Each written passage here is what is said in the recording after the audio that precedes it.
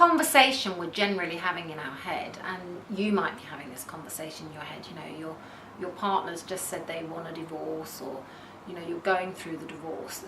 The conversations that are going on in our head are, what's going to happen to me? Who's going to love me? What's going to happen to my children if you've got children? Where am I going to live? How am I going to support myself?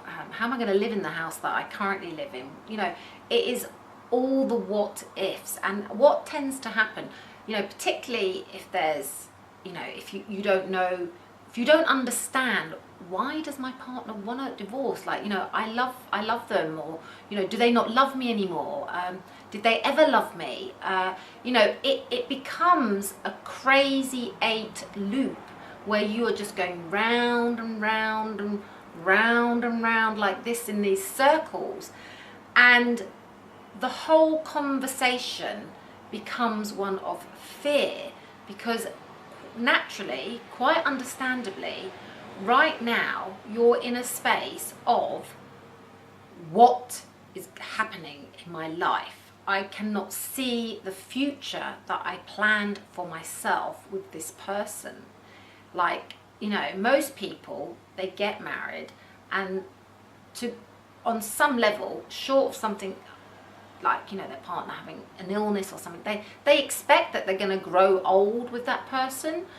And, you know, there's these things like, will I ever have sex with anyone again? You know, like something that is, you know, you can have as much as you like when you're married, but probably don't have. You know, suddenly it becomes at the forefront of your mind, will I ever have sex with anyone ever again? And you keep thinking about that. So it's really weird, the conversations that you start thinking about.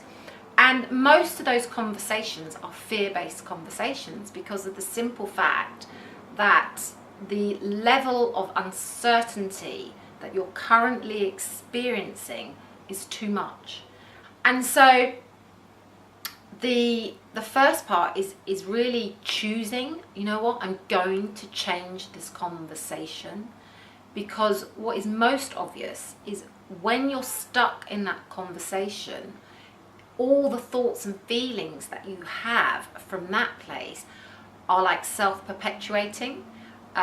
You know, for people that perhaps their partners have met someone else, and you know, they've moved out of the marital home into a home with someone else. You know, you might find yourself Facebook stalking, social media stalking them, actually physically wanting to stalk them and go and sit outside their house and see what they're up to. And you know, it becomes all consuming and obsessive, and as I said, it's like a crazy 8 loop. You will send yourself crazy.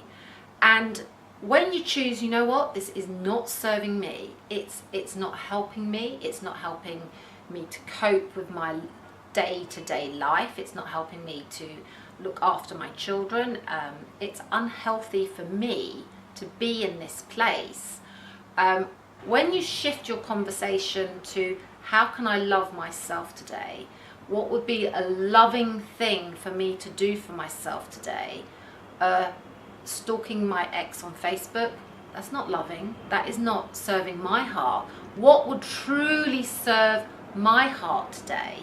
When you shift yourself into that perspective and you choose it, like you really say, I deserve this, I'm worthy of this, and actually it's who I am naturally, a place of love. When you shift your heart and your mind and your focus to that place, you change the conversation. And you initially change it for yourself, but the impact of that is huge, because when you change it for yourself, you change it on a much bigger level, and you change it for everybody else around you.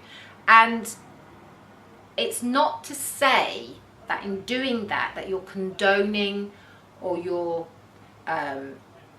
that necessarily you're denying the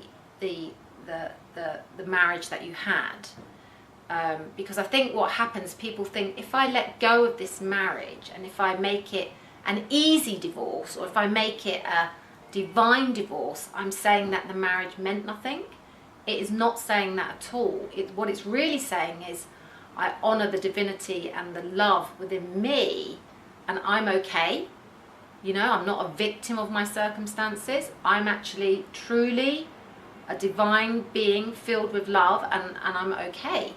And that's what you're saying. That's the conversation. That's why you're changing the conversation, because that's the truth of who you are.